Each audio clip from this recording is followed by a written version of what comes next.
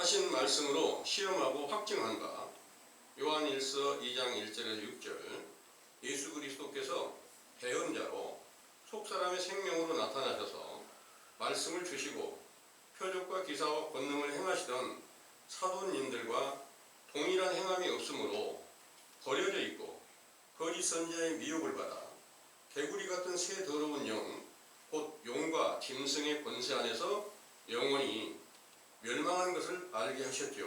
이런 일은 온 세계의 모든 교인들이 그러하고 우리도 동일한 죄악으로 영원히 멸망한 사실을 깨닫게 하시고 회개의 세례를 우리 감람원에서 베푸시고 완전한 율법과 확실한 증거로 거짓말을 못하시는 요한복음 5장 39절 참 하나님 본체이신 예수 그리스도를 찾아가는 기회를 주신 것입니다.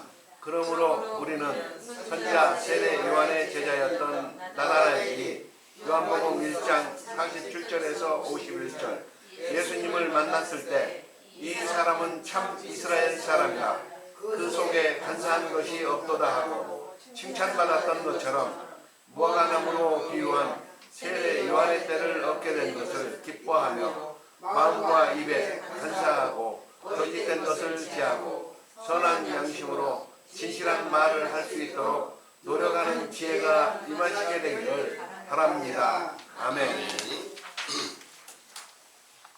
잘 읽어보셨죠? 아멘.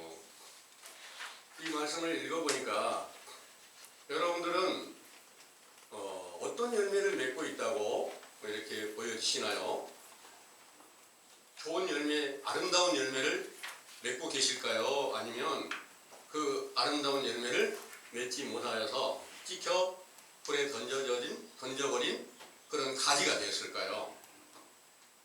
세상은 이렇게 모든 사람들을 성경의 증거들로는 좋은 열매 맺는 하나님께서 기뻐하시는 사람과 또 하나님께서 저주를 받고 찍혀 불에 던져져 버린 그런 가지와 같은 사람들이 두 분류로 나눠진다고 볼 수 있어요. 이 세상의 모든 교인들은 우리는 하나님을 믿고 예수 그리스도를 믿으니까 당연히 성령의 열매로 맺혀서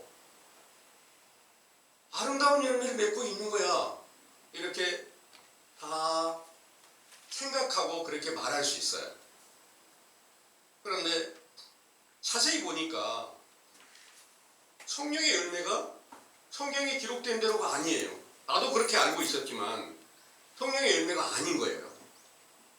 또 무화과나무의 열매, 포도나무의 열매를 성령의 열매로 이제 비유를 하니까 무화과나무의 열매 그것은 선지자 세례 요한을 무화과나무로 비유를 하니까 세례 요한이 와서 회개하라는 명령을 전할 때 그 명령을 듣고 회개에 합당한 입술의 열매를 맺는 이런 일도 전혀 모르고 외식하 불법을 하는 그런 교훈 안에 있었던 것을 처음 발견했을 때 당연히 어느 쪽일까요? 찍혀 불에 던져져 버린, 불살라져 버린 그런 가지나 똑같구나. 이렇게 깨닫게 된 것이 하루 이틀 사이가 아니었어요. 내 영혼이 망했다는 것을 올바르게 깨달았을 때 그 깨달음을 얻기까지 참 많은 시간이 흐르게 됐어요. 왜 그랬을까요? 온 세계가 다 교인들마다 다 예수 그리스도를 영접하고 예수님의 그 피로 계시킴을 받았고 그분의 은혜로 산다고 이렇게 다 믿고 있으니까 나도 그 안에 있는 줄로 나는 다른 모든 교인들보다 더 많은 축복을 받은 줄로 알고 있었거든요. 그런데 자세히 시험해보라는 말씀대로 확증해보라는 말씀대로 확증을 해보니까 내 안에 있는 예수 그리스도가 진짜가 아닌 거였어요. 성경대로 안 이루어지니까 가짜란 말입니다. 가짜 예수가 왔어요. 가짜 예수가 뭐예요? 다른 예수고 다른 복음이고 다른 영을 내가 받았다는 것을 깨닫게 됐다는 말씀입니다. 그 이제 고린도후서 11장 4절의 말씀이세요. 한번 읽어볼까요? 고린도후서 11장 4절에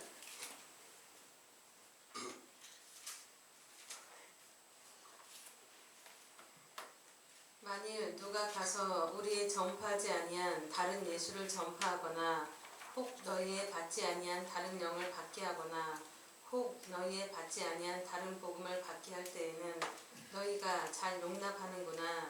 아멘.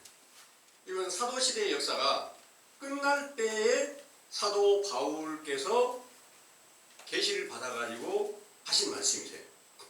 그럼 다른 예수가 나타나게 된다. 그리고 다른 영, 미혹하는 영, 그리고 그들이 다른 복음을 만들어가지고 전하게 된다. 이런 내용입니다. 그걸 전하면 잘 용납하게 된다는 거예요.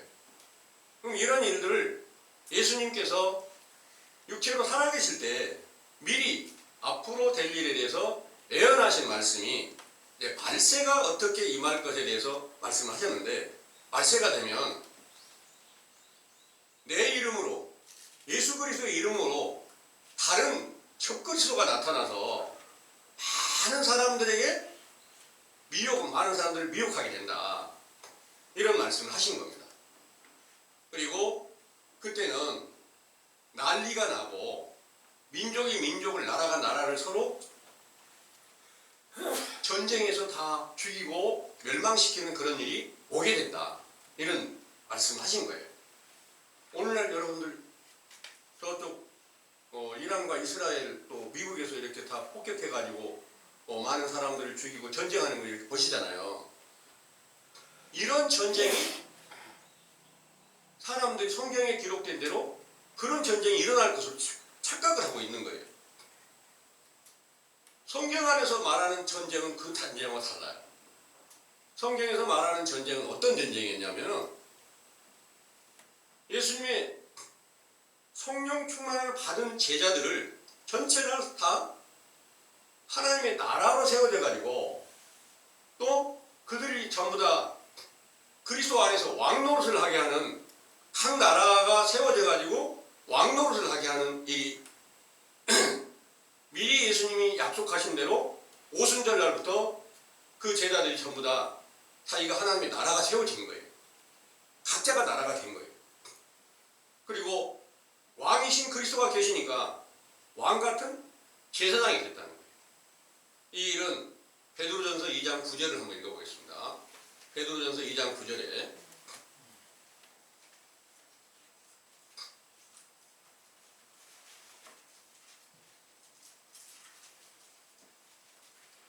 오직 너희는 택하신 족속이요 왕같은 제사장들이요 거룩한 나라요 그의 소유된 백성이니 이는 너희를 어두운 데서 불러내어 그의 기이한 빛에 들어가게 하신 자의 아름다운 덕을 선전하게 하려 하심이라. 아멘.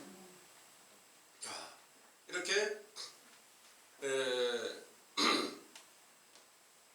너희가 왕 같은 제사장들이고 거룩한 나라가 되었다 그런 거예요. 그럼 여기 계신 우리 형제님들도 각자 나라가 됐으면 많은 나라가 있겠죠? 예수님 사도들이 처음에는 120명이 이렇게 성령 충만을 받았는데 그날 당일날 3,000명이나 돌아와서 성령을 받고 또 그 이후에 바로 돌아온 분들이 남자만 해서 5,000명이다 이렇게 말씀하셔요. 어마어마한 많은 분들이 오순절날부터 돌아온 거예요. 그럼 많은 나라가 세워졌겠죠.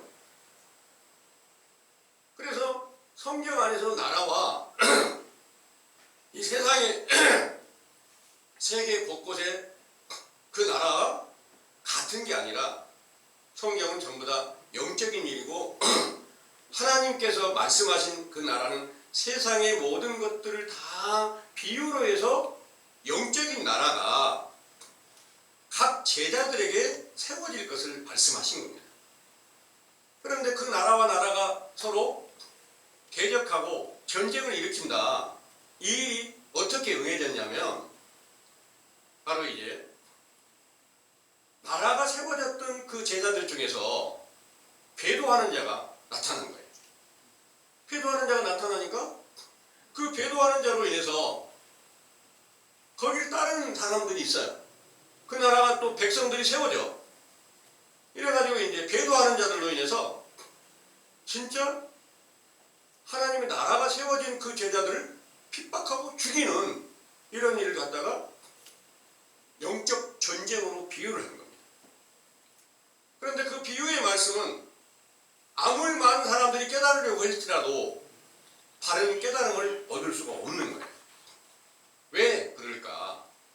하나님께서 전부 다 깊이 감춰버렸기 때문에.